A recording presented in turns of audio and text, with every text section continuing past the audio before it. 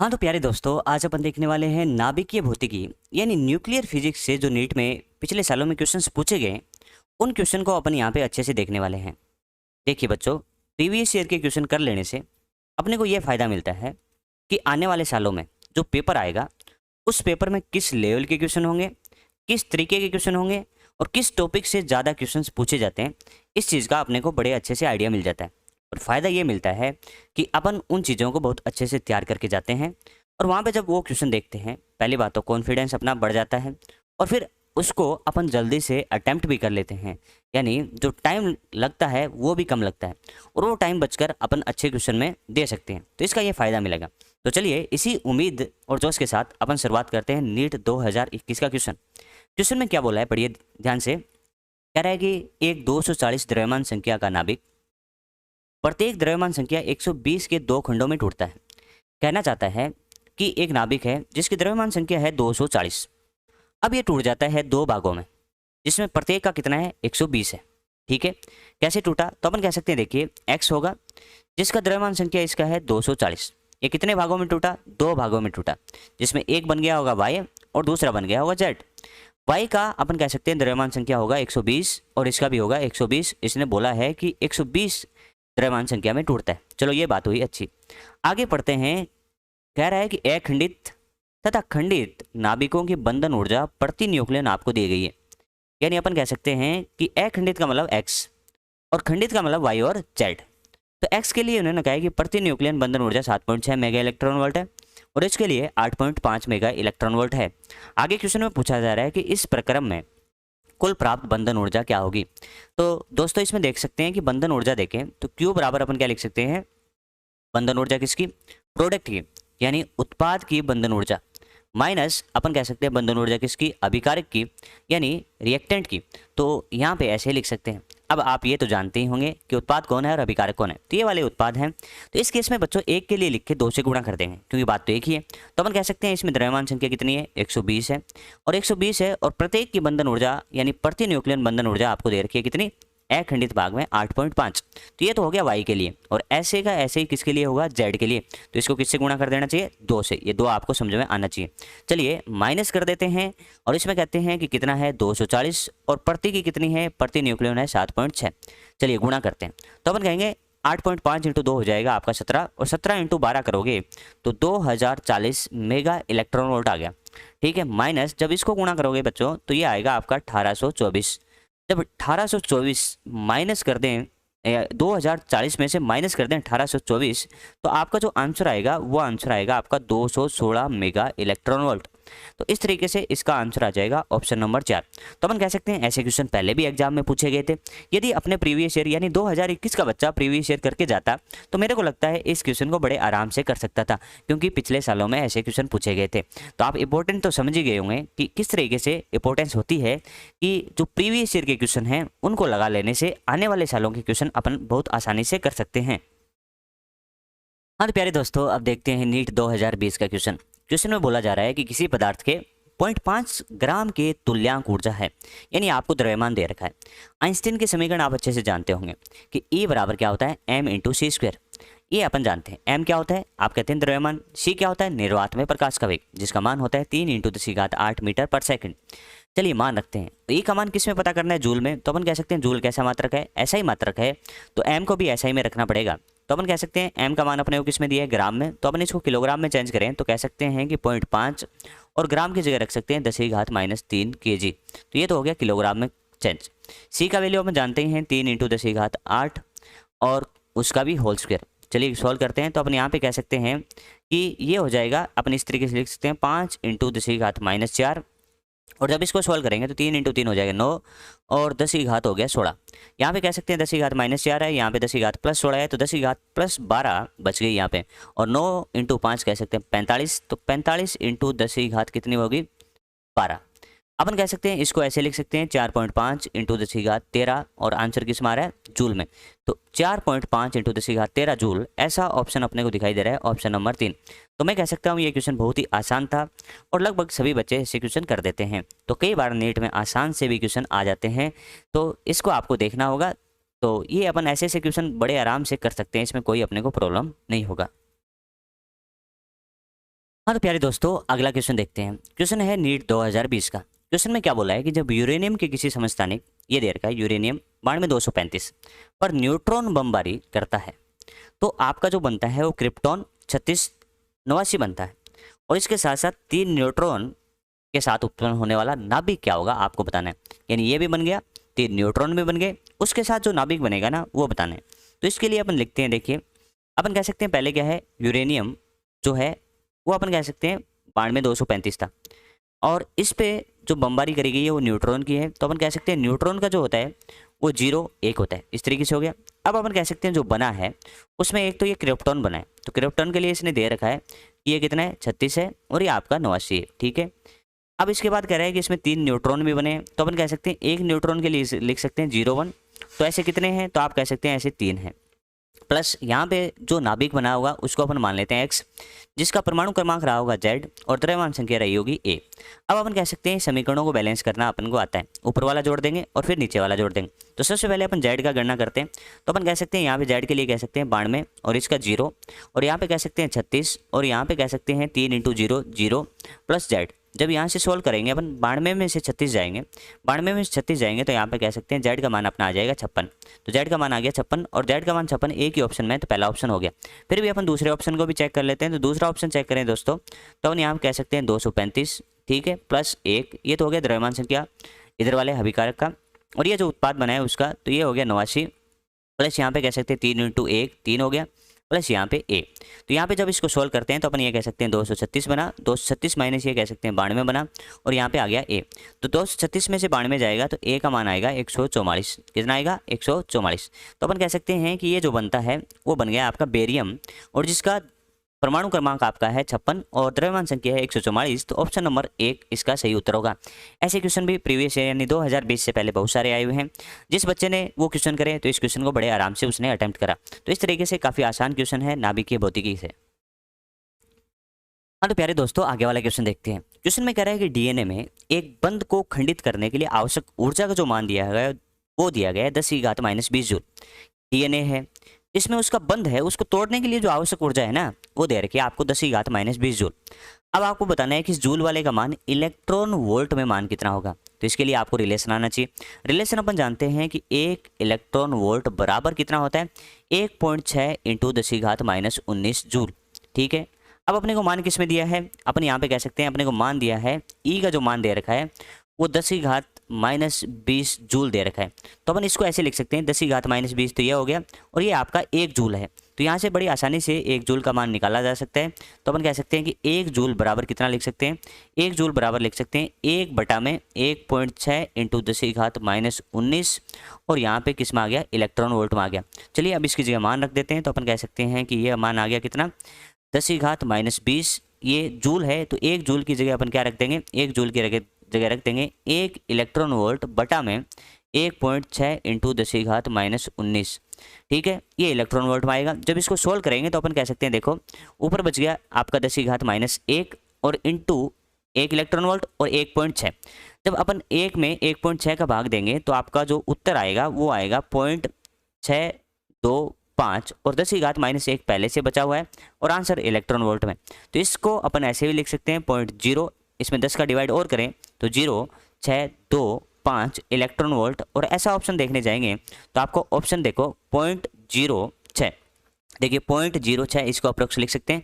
तो इसका जो उत्तर होगा वो उत्तर होगा उत्तर नंबर 3 यानी 0.06, और ये मान किस में होगा इलेक्ट्रॉन वोल्ट में। तो इस तरीके से ये भी आसान सा था, लेकिन इसके लिए आपको ये संबंध पता होना चाहिए कि 1 इलेक्ट्रॉन वोल्ट बराबर 1.6 × 10⁻19 जूल। ये आपको थ्योरी में लिखाया जाता है। तो मैं कह सकता हूँ कि ये क्वेश्चन भी आसान कैटेगरी का था। हाँ तो प्यारे दोस्तों, अब देखते हैं नीट 2019 का क्वेश्चन। क्वेश्चन बड़ा सिंपल है, डायरेक्ट पूछा कि अल्फा कण में होते हैं। अपने को बताना है कि अल्फा कण में कितने प्रोटॉन, कितने न्यूट्रॉन और कितने इलेक्ट्रॉन होते हैं। तो अपन जानते हैं कि अल्फा कण जो होता है उस अल्फा कण को अपन कहते हैं कि वो क्या होता है हीलियम नाभिक होता है। अल्फा कण क्या होता है हीलियम नाभिक, यानी हीलियम नाभिक होगा। तो अपन कह सकते हैं हीलियम नाभिक हो।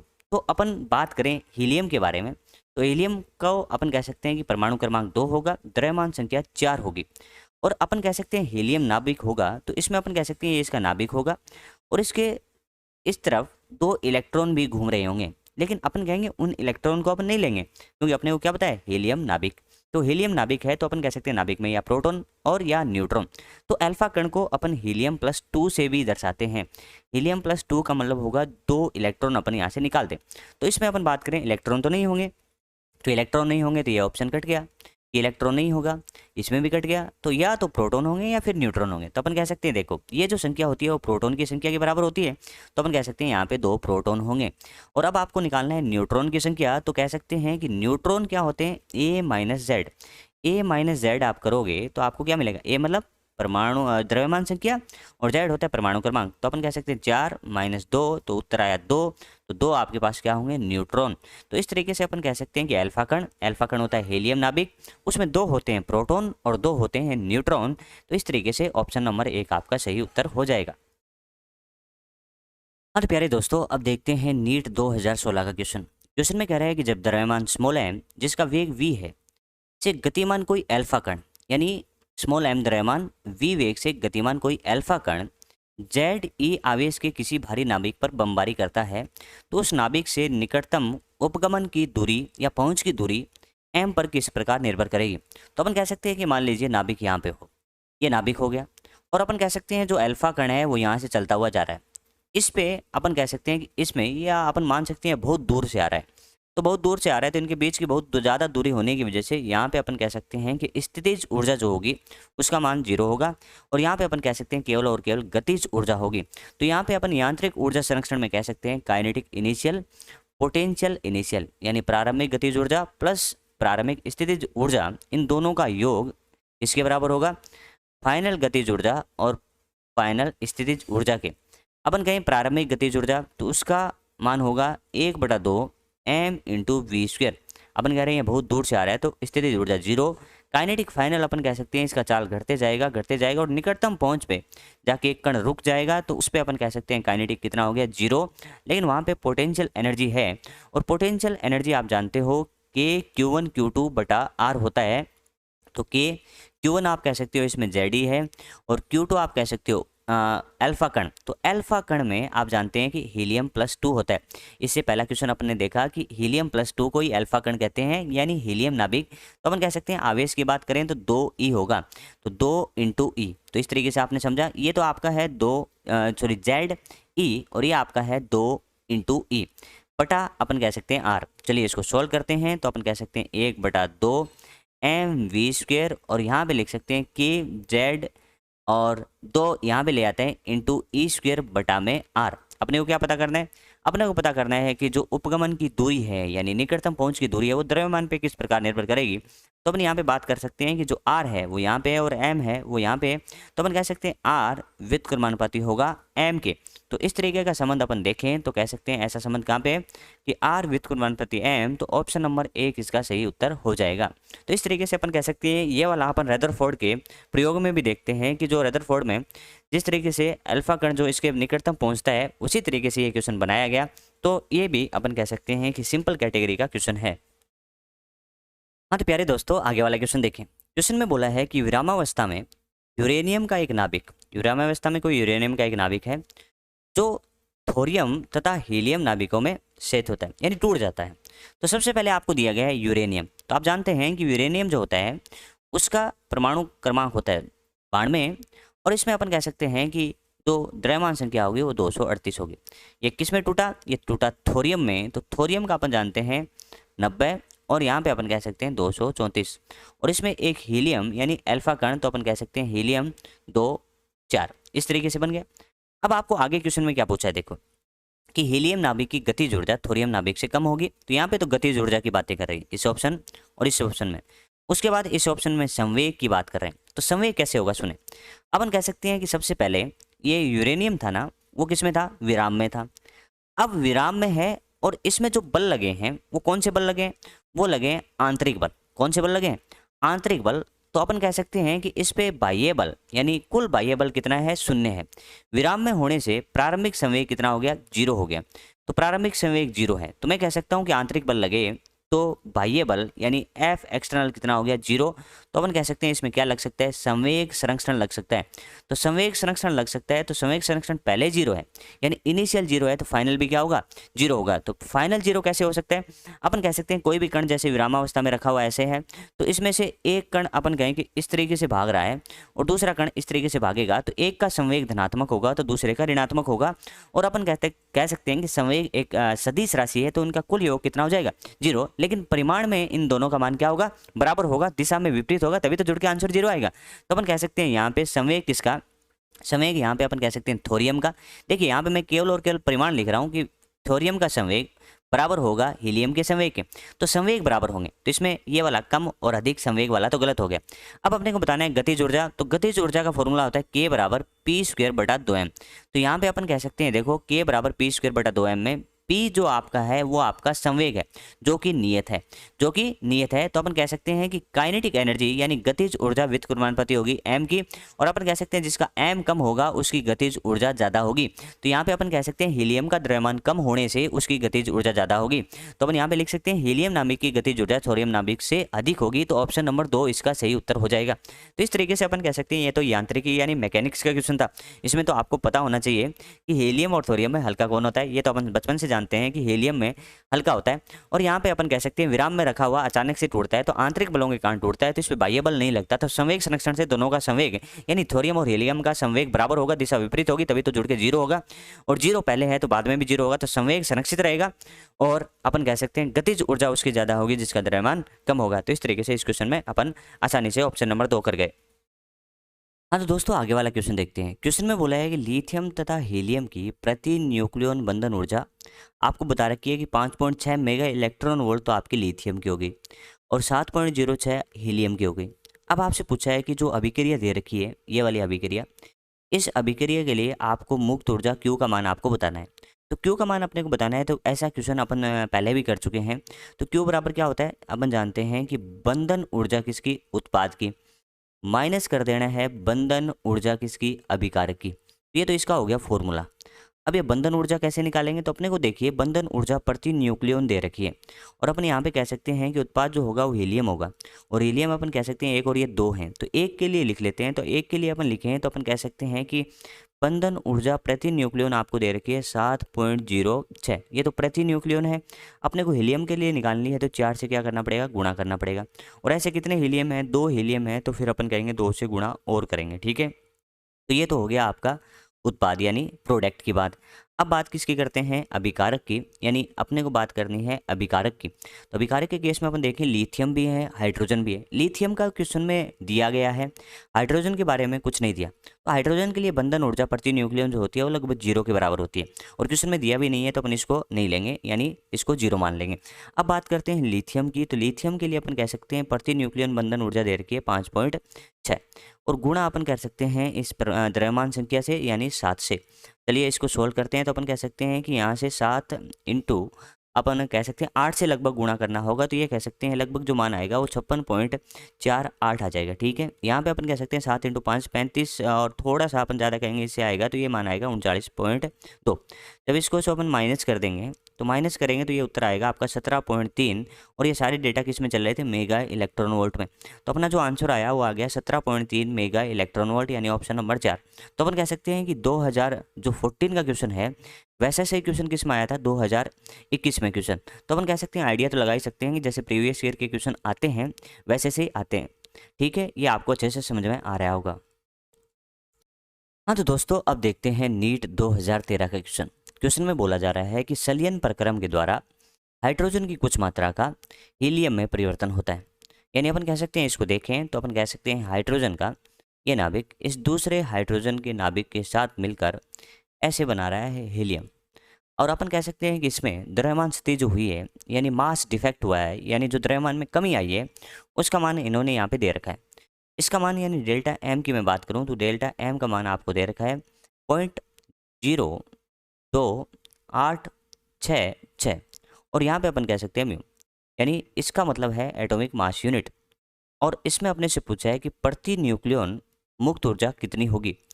तो अपन इसको इस तरीके से भी कर सकते हैं कि E बराबर अपन क्या जानते हैं, E बराबर जानते हैं delta M into C square, इसके अंदर यदि द्रव्यमान अपन केजी में रखें और सी का जो मान है वो मीटर पर सेकंड में यानी 3 × 10⁸ मीटर पर सेकंड रखें तो आंसर आएगा जूल में। फिर जूल को अपन को इलेक्ट्रॉन वोल्ट में चेंज करना होगा, फिर आंसर दे पाएंगे, तो वो काफ़ी लेंथी हो जाएगा।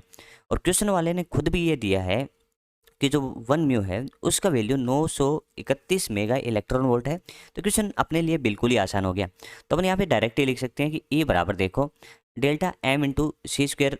फॉर्मूला ऐसा सही होगा, लेकिन ऐसे नहीं जाते हो, आप डायरेक्ट जा सकते हो। कैसे? बोला इतना द्रव्यमान की स्थिति हुई है 0.02866 और म्यू की जगह आप लिख सकते हैं कितना 931 mega electron volt, 931 mega electron volt. अब इसको गुणा करते हैं। यदि आपको अप्रोक्सीमेट आंसर चाहिए तो इसमें अपन कह सकते हैं इसको क्या मान लेंगे, इसको 0.3 मान लेंगे और इसको लगभग 1000 मान लेंगे। वैसे भी कर सकते हैं, लेकिन मैं यहाँ पे एग्जैक्ट कैलकुलेट करके आपको बताऊँ तो इसका जो मान आएगा वो मान आएगा आपका 26.28 मेगा इलेक्ट्रॉन वोल्ट। ठीक है, आप अप्रोक्स में भी जा सकते हैं। ये तो आ गया ई का। तो ये तो कुल मुक्त ऊर्जा आई। अपने को क्या चाहिए? मुक्त ऊर्जा प्रति न्यूक्लियन चाहिए। कौन सी ऊर्जा चाहिए? अपने को चाहिए मुक्त ऊर्जा प्रति न्यूक्लियन।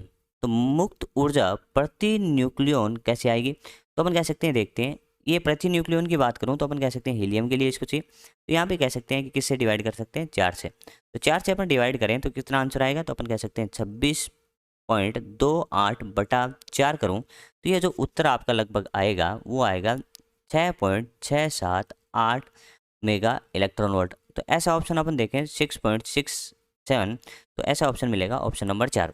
थोड़ा सा कैलकुलेशन जरूर है इसमें। कॉन्सेप्ट के नाम पे बात करूं तो बहुत ही आसान क्वेश्चन इन्होंने खुद ने बना दिया, क्योंकि म्यू का मान इसने 931 मेगा इलेक्ट्रॉन वोल्ट ब्रैकेट में लिख के दे दिया, तो इससे अपने को कैलकुलेशन ज़्यादा करनी नहीं पड़ी। यदि ये वीडियो आपको अच्छा लग रहा है तो इसको अपने दोस्तों के साथ शेयर करें और इस चैनल को सब्सक्राइब करें, जिससे हमको ये मोटिवेशन मिलता रहे कि हम ऐसे वीडियो आपके लिए और लेके आएँ। हाँ तो दोस्तों, अब देखते हैं नीट 2012 के क्वेश्चन। क्वेश्चन में कह रहा है कि यदि एल्यूमिनियम की नाभिकीय त्रिज्या 3.6 फर्मी हो तो कॉपर की लगभग नाभिकीय त्रिज्या क्या होगी फर्मी में? अपन जानते हैं कि जो त्रिज्या का फॉर्मूला होता है वो होता है R बराबर R0 1/1/3। ए यहाँ पे है द्रव्यमान संख्या, R0 अपन कह सकते हैं नियतांक है, तो अपन यहाँ पे कह सकते हैं कि R समानुपाती होगा 1/1/3। अपन यहाँ पे कह सकते हैं, बात करिए एल्यूमिनियम की, तो त्रिज्या अपन बोले एल्यूमिनियम की बटा अपने को त्रिज्या चाहिए कॉपर की। तो इसको अपन ऐसे भी लिख सकते हैं कि A1 किसका? एल्यूमिनियम का। तो एल्यूमिनियम का अपन बात करें द्रव्यमान संख्या वो 27 है, और यहाँ पे कॉपर की बात करें तो वो आपका 64 है, और इसकी घात होगी 1/3। इसको थोड़ा सा और सोल्व करें तो अपन कह सकते हैं इस वाले को तो ऐसे ही रहने देते हैं, और एल्यूमिनियम की त्रिज्या आपको दे रखी है 3.6, और यहाँ पे इकाई चल रही है फर्मी, तो फर्मी में ही आंसर आएगा। यहाँ पे अपने को कॉपर का पता करना है कि त्रिज्या कॉपर की कितनी होगी। 27/64 में 27 को क्या लिख सकते हैं? 3 लिख सकते हैं, 64 को 4 लिख सकते हैं, और इसका घात चल रहा था 1/3। तो अपन कह सकते हैं ये जो हल होके आएगा, देखिए घातें 3 से 3 कट जाएंगे, और अपन कह सकते हैं ये आएगा 3/4। तो अपन कह सकते हैं जो त्रिज्या कॉपर की आएगी वो आएगी 3.6 × 4 बटा में, मैं कह सकता हूँ कितना आएगा? 3.6 × 4 बटा में 3। जब इसको सोल्व करेंगे तो अपन कह सकते हैं, देखिए क्या आएगा, यहाँ पे सोल्व करें तो लगभग जो इसका उत्तर आएगा या एग्जैक्ट जो इसका उत्तर आ रहा है यहाँ पे अपन भाग दे सकते हैं सीधा सीधा। तो ये कितना होगा? 1.2 होगा। 1.2 को 4 से गुणा करेंगे तो 4.8, और ये किस में आएगा? या आपका आंसर आएगा फर्मी में। तो इस तरीके से बड़ी आसानी से इस क्वेश्चन को अपने कंप्लीट किया, और इसका आंसर आएगा 4.8 फर्मी। हाँ तो दोस्तों, आगे वाले क्वेश्चन में देखें। क्वेश्चन में कह रहा है कि यूरेनियम 235 विखंडन का उपयोग करने वाले एक रिएक्टर से 1000 किलोवाट शक्ति का उत्पादन होता है, तो प्रति घंटा से यूरेनियम 235 का द्रव्यमान क्या होगा?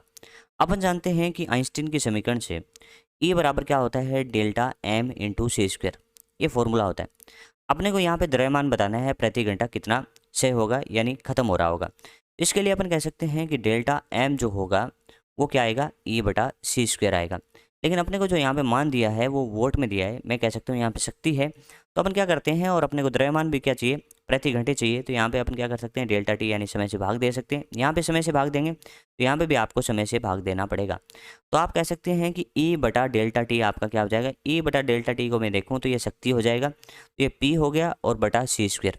P का मान आपको दे रखा है, कितना दे रखा है? 1000 किलोवाट। तो ये तो हो गया 1000 का, तो 1000 किलो को लिख सकते हो 10⁻3, तो ये तो आ गया आपका वोट में। और बात करूँ सी स्क्वायर की, तो उसका मान अपन जानते हैं 3 इंटू 10⁸ और मीटर पर सेकंड, और इसका भी क्या करना है, होल स्क्वायर करना है। तो ये आ गया आपका 10⁶ 6 हो गया, और ये हो गया आपका 9 इंटू 10⁻16। ठीक है, लेकिन इसका अपन इकाई देखें तो डेल्टा एम अपन कह रहे हैं कि इसमें सारे एसआई में रखे हैं तो केजी में आएगा, और यहाँ पे अपन कह सकते हैं सेकंड में आएगा। लेकिन अपने को आंसर किस में चाहिए, अपने को आंसर चाहिए प्रति घंटा, तो मेरे को इस सेकंड को बदलना होगा। तो अपन जानते हैं कि 1 घंटा बराबर कितने होते हैं, 60 मिनट, और 60 मिनट को चेंज करेंगे सेकंड में तो अपन कह सकते हैं 60 से और मल्टीप्लाई करेंगे तो 1 घंटा बराबर कितने हो गए, 3600 सेकंड। तो अपन कह सकते हैं कि इस 1 सेकंड का अपन रिप्लेसमेंट करें तो 1 सेकंड बराबर कितना हो जाएगा, 1 सेकंड बराबर हो जाएगा 1 घंटा बटा में 3600।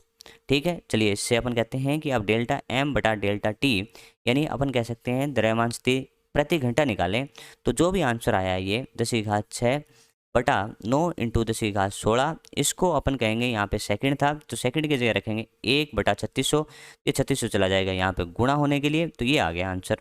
तो अपन कह सकते हैं जब इसको सोल्व कर रहे हैं आप तो क्या करेंगे, देखो यहाँ पे अपना चल रहा था 10⁻16, तो यहाँ पे कह सकते हैं इसको करेंगे तो ये कितना हो जाएगा, 4 से हो जाएगा। ऊपर कितनी घातें होंगी, 8 होगी, नीचे कितनी घातें होंगी, 16 होगी। तो इसका आंसर आ गया 4 इंटू 10⁻−8 किलो पर आवर। ठीक है, लेकिन यहाँ पे किलो में आंसर नहीं है, किस में, माइक्रोन में। ये जो आंसर आया वो किलो के रूप में आया, तो अपन कह सकते हैं किलो में आंसर नहीं चाहिए, अपने को ग्राम में चाहिए। तो कह सकते हैं केजी को ग्राम में चेंज करने के लिए अपन किससे गुणा करेंगे, 4 इंटू 10⁻−8 गुणा में 10⁻3 से, तो ये 4 इंटू 10⁻−5 बचा। लेकिन फिर भी इसको माइक्रो लिखना है तो 10 से गुणा कर दो और 10 से भाग दे दो, तो ये तो हो जाएगा 40, और वो हो जाएगा 10⁻6, और ये ग्राम, और इस 10⁻6 को क्या लिख सकते हैं, माइक्रो, तो ये हो गया 40 माइक्रोग्राम। तो इस तरीके से इसका उत्तर आ जाएगा 40 माइक्रोग्राम। इसमें केवल और केवल कैलकुलेशन का थोड़ा सा टफ पोर्शन हो सकता है, बाकी फॉर्मूले में देखें तो ये बराबर डेल्टा एम इंटू सी स्क्वायर। आपको डेल्टा एम का मान चाहिए प्रति घंटा में कितना से हुआ है, तो पहले जो आंसर आएगा वो सेकंड में आएगा, फिर सेकंड को घंटे में चेंज कर लेना, फिर आपका आंसर आ जाएगा। थोड़ा सा कैलकुलेटिव पार्ट ज़्यादा है, बाकी क्वेश्चन में कॉन्सेप्ट बहुत ही आसान था। हाँ तो दोस्तों अब देखते हैं नेक्स्ट क्वेश्चन। क्वेश्चन है नीट 2011 का। क्वेश्चन में बोला है एक रेडियो एक्टिव नाभिक का द्रव्यमान कैपिटल एम है, ये म्यू आवृत्ति का एक फोटोन उत्सर्जित करता है और नाभिक प्रतिक्षेपित हो जाता है। तो आपको बताना है कि प्रतिक्षेप ऊर्जा क्या होगी, जिसको इंग्लिश में रिकोइल ऊर्जा भी बोलते हैं। अपन यहाँ पे कह सकते हैं कि इसको अपन समझें तो जो नाभिक है वो एक अपना उस तरीके से निकाय हो गया जैसे अपन मानते हैं कि बंदूक और गोली का निकाय।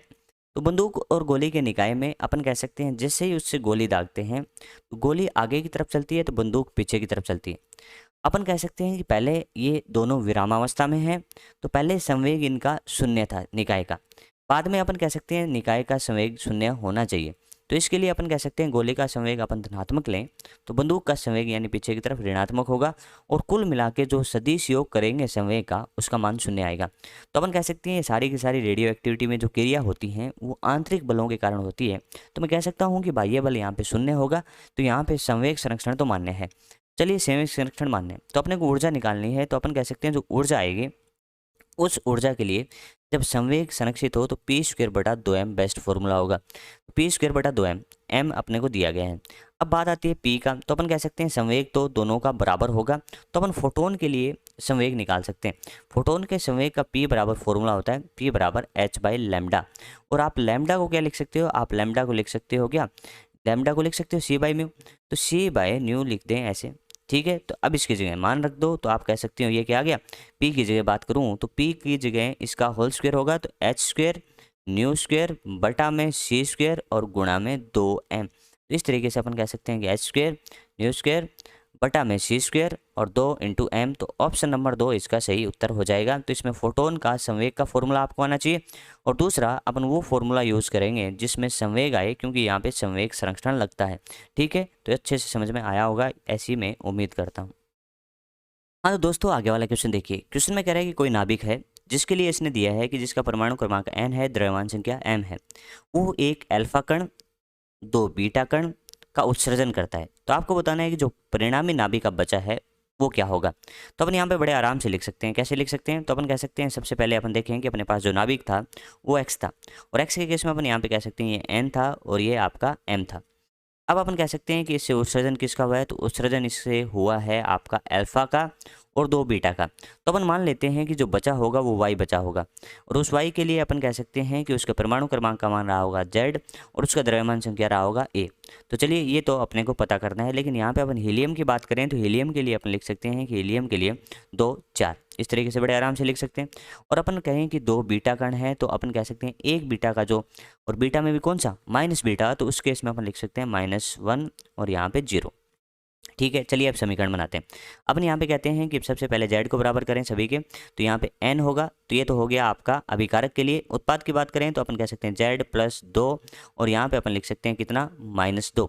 तो मैं कह सकता हूँ z का मान यहाँ पे आ जाता है आपका n के बराबर, तो z बराबर क्या होगा n। तो n आपको दिया गया है, इस ऑप्शन में नहीं है, इसमें है और इसमें है, इसमें नहीं है, तो ये 2 ऑप्शन तो कट गए। अब अपने को बात करनी है ए के बारे में, तो अपन कहेंगे ए, इसका द्रव्यमान संख्या आपका m होगा। यहाँ पे अपन कह सकते हैं a प्लस 4 और यहाँ पे अपन कह सकते हैं 2 इंटू 0। तो a का मान मैं कह सकता हूँ कि m-4 यानी m-4।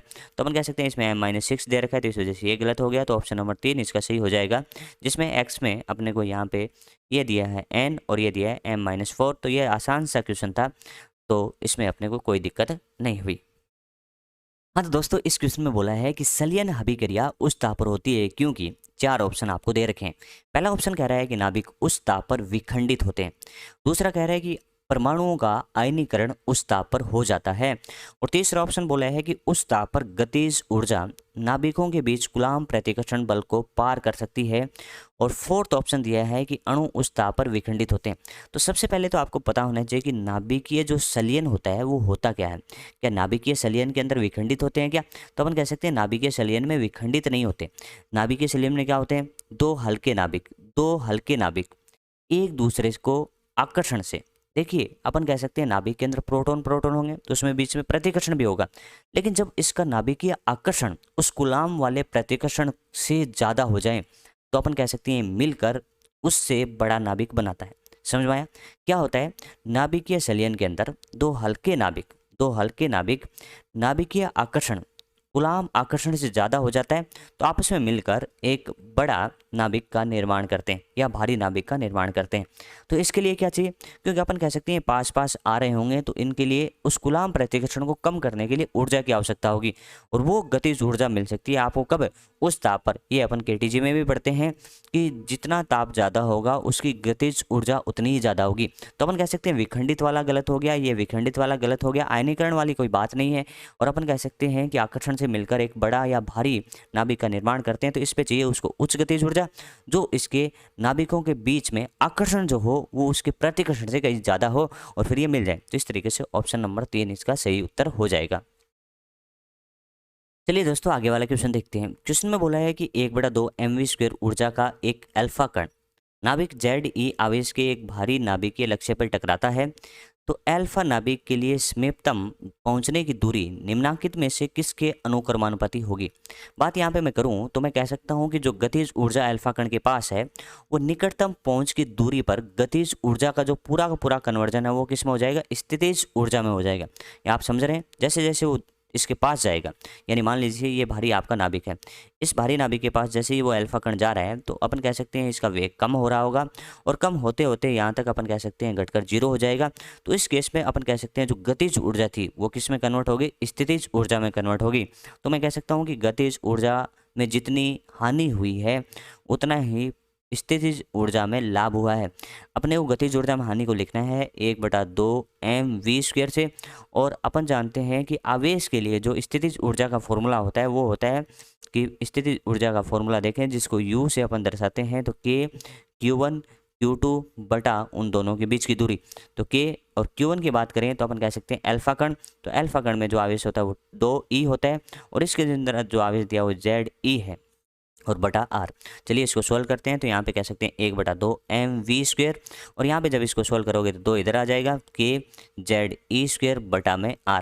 आप कह सकते हैं m आपका यहाँ पे पूछा है कि m और r में क्या संबंध है, तो ये रहा आपका r और ये रहा आपका m, और बाकी सारी राशियाँ आप नियत मानेंगे तो अपन कह सकते हैं कि r व्युत्क्रमानुपाती है किसके, m के। तो अपन कह सकते हैं निकटतम पहुँच की दूरी जो है वो एम के व्युत्क्रमानुपाती कर्मानुपाती होगी, तो ऐसा ऑप्शन अपन कह सकते हैं ऐसा होगा। यहाँ पे इसके अलावा वी स्क्वायर के बारे में भी दिया है, तो वी स्क्वायर वाला कॉन्सेप्ट अपन कैसे लगा सकते हैं। देखो यहाँ पे आर और वी स्क्वायर है वो व्युत्क्रमानुपाती कर्मानुपाती है, जैसे इसमें ऐसा दिया है तो ये गलत हो गया, ये घात 4 तो है ही नहीं। और अपन कहेंगे आर जेड ई के अपन बात करें तो इस तरीके से समानुपाती जैसे है, तो ये भी गलत हो रहा है। तो बेस्ट ऑप्शन होगा ऑप्शन नंबर 4। अपन कह सकते हैं जो निकटतम पहुंच की दूरी होगी वो इसके द्रव्यमान के व्युत्क्रमानुपाती होगी, यानी समानुपाती बोले इसको लैंग्वेज में, तो अपन कह सकते हैं आर समानुपाती होगा 1/m के। तो इस वजह से ऑप्शन नंबर 4 आपका सही हो जाता है। तो चलिए दोस्तों, अब देखते हैं नीट 2010 का क्वेश्चन में कह रहा है कि एक लिथियम नाभिक का द्रव्यमान उसके सभी न्यूक्लियनों द्रव्यमानों के योग से इतना कम है। तो अपन ये कह सकते हैं कि द्रव्यमान स्थिति आपको दे रखी है, यानी अपन कह सकते हैं ये डेल्टा एम का मान अपने को दिया है, और डेल्टा एम का मान इसने किस तरीके से दिया है 0.042, और यहाँ पे अपन यूज कर रहे हैं म्यू, ये कह सकते हैं एटॉमिक मास यूनिट है। और अपन जानते हैं कि एक म्यू के लिए जो ऊर्जा होती है वो होती है 931 मेगा इलेक्ट्रॉन वोल्ट। ठीक है, ये कन्वर्जन अपने को आता है तो ये कैलकुलेशन बड़ा आसानी से हो जाता है, नहीं तो इसमें ज़्यादा टाइम लगता है। यानी अपन जानते हैं कि जो ऊर्जा होती है E बराबर वो क्या होता है डेल्टा एम इंटू सी स्क्वायर होता है। सबसे पहले एम को अपने को लेके आना पड़ेगा केजी में, और सी का मान रखेंगे 3 × 10⁸ मीटर पर सेकंड, और फिर इसका करेंगे होल स्क्वायर, फिर करेंगे गुणन, तो ऊर्जा आएगी जूल में, जूल का फिर इलेक्ट्रॉन वोल्ट में और कन्वर्जन करना होगा। तो इसके लिए आप याद रखिए कि इसका वैल्यू जो होता है वो 931 मेगा इलेक्ट्रॉन वोल्ट के बराबर होता है, जिससे क्वेश्चन बड़ी आसानी से हो सकता है। तो अपन कह सकते हैं यहाँ पे जो ऊर्जा की बात करूँ तो मैं कह सकता हूँ सीधा ही लिख सकता हूँ, ये आपको दे रखा है द्रव्यमान में हानि यानी डेल्टा एम की तरह, और इसकी जगह अपन रख सकते हैं 931 मेगा इलेक्ट्रॉन वोल्ट। ठीक है, ये आगे आपकी कुल ऊर्जा, लेकिन अपने को क्या चाहिए प्रति न्यूक्लियन बंधन ऊर्जा। तो प्रति न्यूक्लियन बंधन ऊर्जा आपको चाहिए, तो अब मैं कह रहा हूँ कि यहाँ पे आप क्या कर रहे हैं प्रति न्यूक्लियन बंधन ऊर्जा यानी बाइंडिंग एनर्जी कैसे निकालेंगे। तो जो भी ऊर्जा आई है यानी कुल ऊर्जा को अपन ऐसे कैसे लिख देते हैं 0.042 इंटू में 931 मेगा इलेक्ट्रॉन वोल्ट, और बटा अपन कहेंगे यहाँ पे देखिए इसका द्रव्यमान संख्या है 7, तो प्रति न्यूक्लियन बंधन ऊर्जा चाहिए तो 7 से भाग लगाइए। और जब इसको सोल्व करें अपन अप्रोक्सीमेट भी सोल्व कर सकते हैं क्योंकि ऑप्शन इसके काफ़ी दूर दूर हैं, तो जब इसको सोल्व करेंगे तो उत्तर आए इसका 5.6 मेगा इलेक्ट्रॉन वोल्ट। तो इस तरीके से अपन कह सकते हैं कि ऑप्शन नंबर 3 इसका सही उत्तर हो जाएगा। इन क्वेश्चन में कैलकुलेशन थोड़ा सा टफ जरूर होता है, लेकिन आप कह सकते हैं इसको लगभग 1000 मान लो, तो इसको 1000 मान के इसको 0.04 लिख लो, फिर 7 का भाग दे दो, तो लगभग आपका आंसर वहाँ तक आ जाएगा जो आपको ज़रूरत हो। तो इस तरीके से अपन ने क्या करा कि नीट के प्रीवियस ईयर में जो नाभिकीय भौतिक चैप्टर से आए थे उन सभी का यहाँ पे अपन ने अच्छे से डिस्कस किया। मैं उम्मीद करता हूँ कि आने वाले सालों में इसी कॉन्सेप्ट पे जो अभी तक अपन ने 2010 से 2021 तक के जितने भी ये क्वेश्चंस करें, इन्हीं कॉन्सेप्ट के इर्द गिर्द अपना क्वेश्चन आ जाएगा। तो मैं आपके उज्जवल भविष्य की कामना करते हुए उम्मीद करता हूँ कि आप नीट में बहुत अच्छा स्कोर करेंगे। All the best, best of luck, धन्यवाद।